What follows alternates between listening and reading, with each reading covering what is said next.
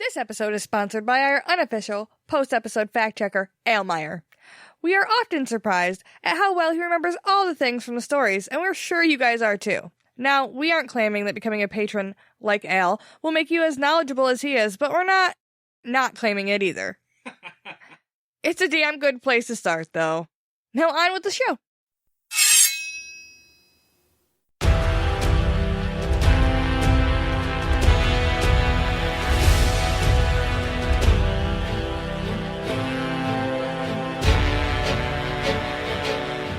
Welcome back to All the Things Sword of Truth, the alcohol-fueled chapter-by-chapter reread of the Sword of Truth series with a armful of craft brew on the side. I'm Jade. And I'm Nate. And on this episode, we're going to be getting into Chapter 2 of Stone of Tears. Yes, we are.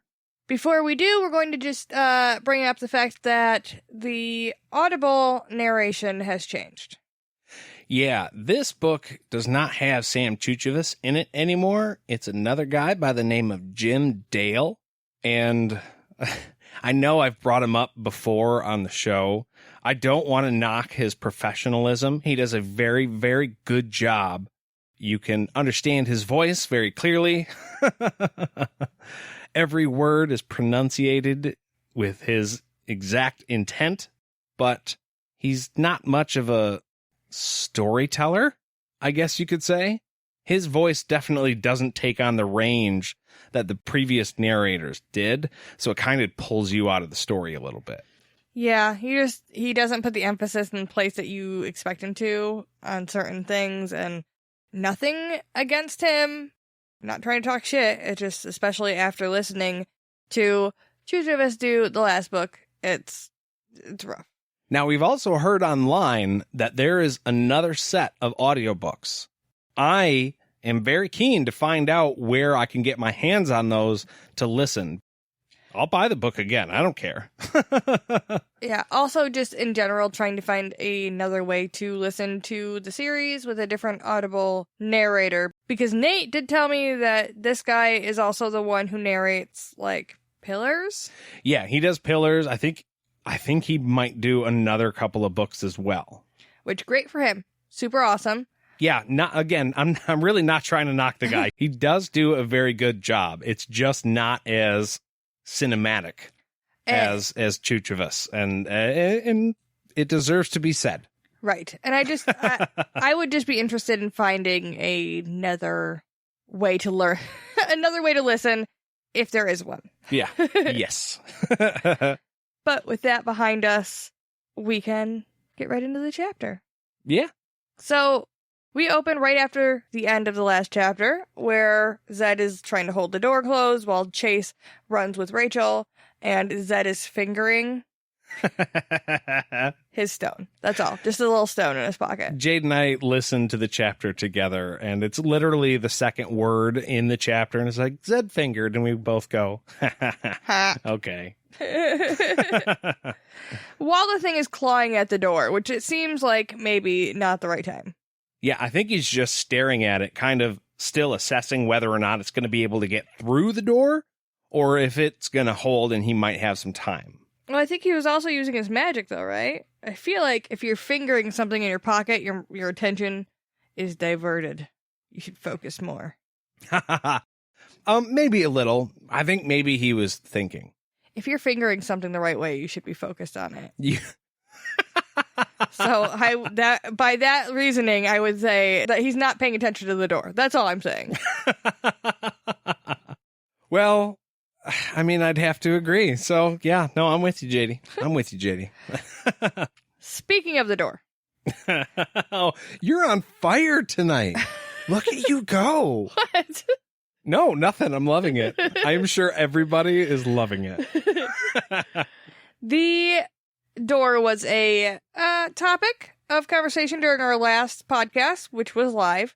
We mentioned it being gold, and Al immediately was like, nope, not gold. I am going to fact check the fact checker. Uh-oh. He was wrong. Oh. It is, okay, it's not gold. All right? He was right about that, but it's not wood. It's a steel door that is gold clad. Ah, but it was gold plated. Right. So I feel like everybody gets just a little bit out of that. Yeah. It wasn't solid gold, but it wasn't wood and gold plated. It was steel and gold plated. But that's why, like, my argument was that wood wouldn't dent that way. Oh, right. It Metal would, would? break apart. Right. Oh, okay. And it is metal. So that little thing dented a steel fucking door. So. Yeah, which makes it even scarier. Yeah. Fuck that thing. I picture it as this chapter unfolds. I picture it bigger than it is. Yeah, it gives you a better description in this chapter of it. It's like a skeleton that looks like a rotisserie chicken that's been left in too long. Yeah. Like there's no meat on the bones. It's like they say it's like a corpse that's been left out in the sun too long. Right. So, little chunks of it kind of missing here and there. Yeah. Undead looking. Crispy blackened skin. That's where I got the chicken. I was like, blackened chicken. I'm hungry now. Well, it's almost dinner time. It is a thing of the underworld, though. Like, duh. It's a skeleton. That's where they come from. Yeah. Not something you normally see. No, they don't wander around every day. It's a thing of subtractive magic. All additive magic just kind of gets absorbed into it. That explains why when Zedd was, like, trying to stop it in the last chapter, it didn't work at all. Because it was just, like, soaking all that stuff in. And in the last 1,000 years, nobody's had, like, the gift of subtractive magic. Obviously, some people have the calling, like Darken, but not the gift. This is something we kind of talked about in the last book with, like, the wizards and their magic in general. You have the gift or the calling. So Zedd, born with the gift, the magic is in his blood. Yeah. Darken Rawl, he is a Rawl, so that does imply he probably has magic in his blood as well. But he essentially made a deal with the devil to get his power. Yeah. So Zedd thinks, all right, logically thinking here, if I can't use my magic on it, maybe I can use magic on something around it and hurt it that way. So he thinks, I'm going to pick up the door and I'm going to slam it with it. Right. If it's protected against magic, then let's use not magic. Let's just use elements that are all around to try and attack this thing. See if we can make it bleed, so to speak. And so he decides that what he has close at hand is this busted-ass steel door, which has got to be super heavy. And he lifts it into the air with his magic, and he slams it down onto the Screeling.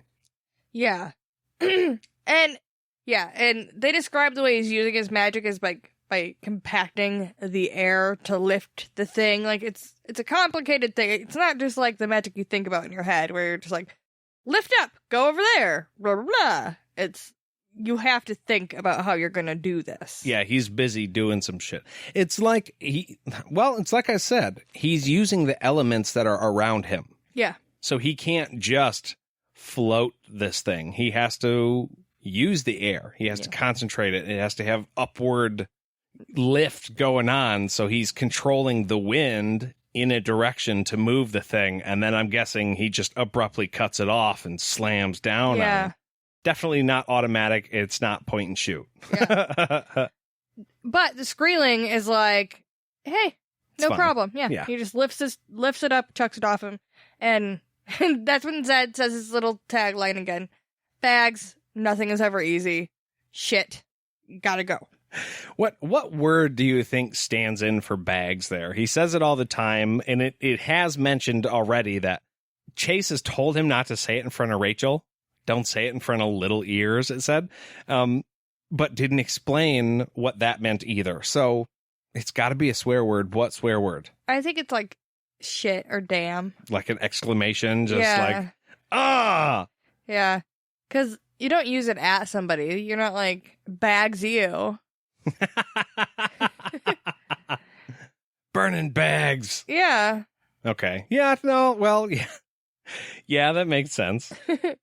So Zedd starts walking, and the Screeling kind of like laughs and then follows him. And at this point, Zedd realizes that it's learning. It's starting to figure out that you can walk, you can run, doesn't matter, you're a person I want to kill. Yeah, you're definitely a target. Yeah. It made me think about the last chapter, right, where this fight started. They keep trying shit on this thing, and it keeps not working. And so now they're throwing stuff at it, and it's walking through. It's smart enough to know that it's not working and that you're the same target I was looking at earlier. So it's chuckling. It's getting smarter, and that has to make it so much scarier. Yeah. But in the same way as the last chapter, they are still just throwing things at it, and they have not stopped it yet. Yeah, nothing's worked. So there's still really no plan. No. No, and Chase is running with Rachel. Or walking, I guess. And Zedd would try to divert this thing away, but he doesn't know who the Screeling is chasing. He doesn't know if it's him or Chase and Rachel. So he has to stick with them so that they aren't, like, left to deal with this shit by themselves. Yeah, if the thing takes off in the other direction, we know it's fast, we know it's strong, and my guess is Chase, although he can swing his weapons at it, Zedd would probably have a better time of it using magic. Yeah, so far Chase has not been successful with this thing at all. Which is, I mean, it's a little ironic that Rachel has clung to Chase. I mean, as you would, by all means. She's right in doing so, but she's like, Chase will keep me safe. And Chase is like, I don't know how to fight this thing. Yeah, we're going.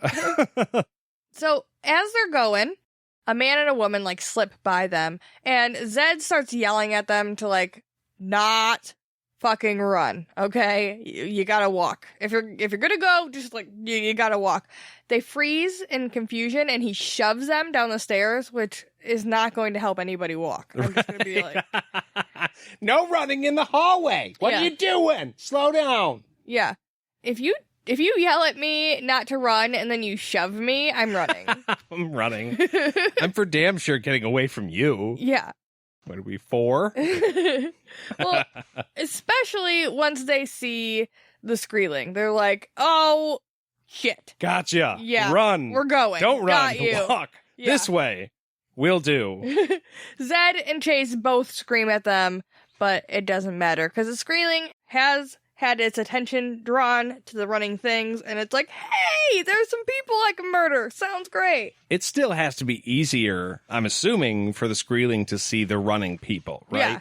It's smart enough to know that people walking are the same, but initially it could see standing still and hauling ass. Right. So it could probably still see those the easiest. Right. Plus, I think Al, maybe it was somebody else. If it was, I'm sorry. Mentioned the predator prey thing. Oh, yeah. When they're sitting still and they're running, those are the prey triggers. I can get it because it's there, or I can get because, you know, a lot of predatory animals, they want to chase their prey. Yeah. So when they see it take off running, they get excited like a dog in a car.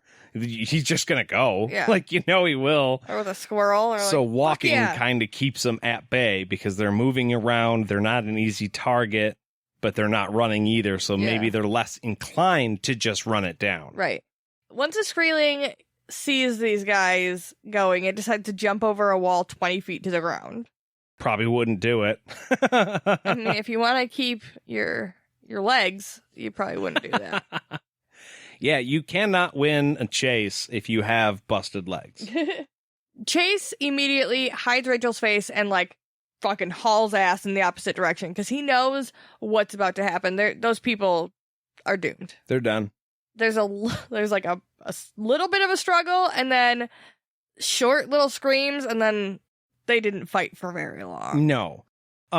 One of the things I wanted to point out here was I thought it was interesting. Rachel is very concerned with Chase thinking that she's brave.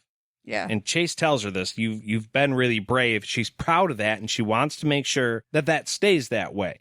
So here you see Chase leaving a fight, and there's no shame in it. I thought it was interesting. Rachel's like, I gotta be brave for Chase, and Chase is like, I get you, but we're still going to leave because if you can't win in the immediate, then go get to safety at least and play on your own terms. It doesn't matter how tough you are. Right. You don't always run into the fight. You be smart. Yeah. I thought it was interesting that the blood spattered like 20 feet back up to where they were. So that was impressive. They made it just outside of the blood circle. Yeah. Like that's a lot of blood spatter. I mean, I've never been like in the room for a murder, so I'm not really sure how far it normally sprays. Well, let me tell you how it goes, Jade. I'm just kidding. Your face changed so much. Speaking about Rachel, though,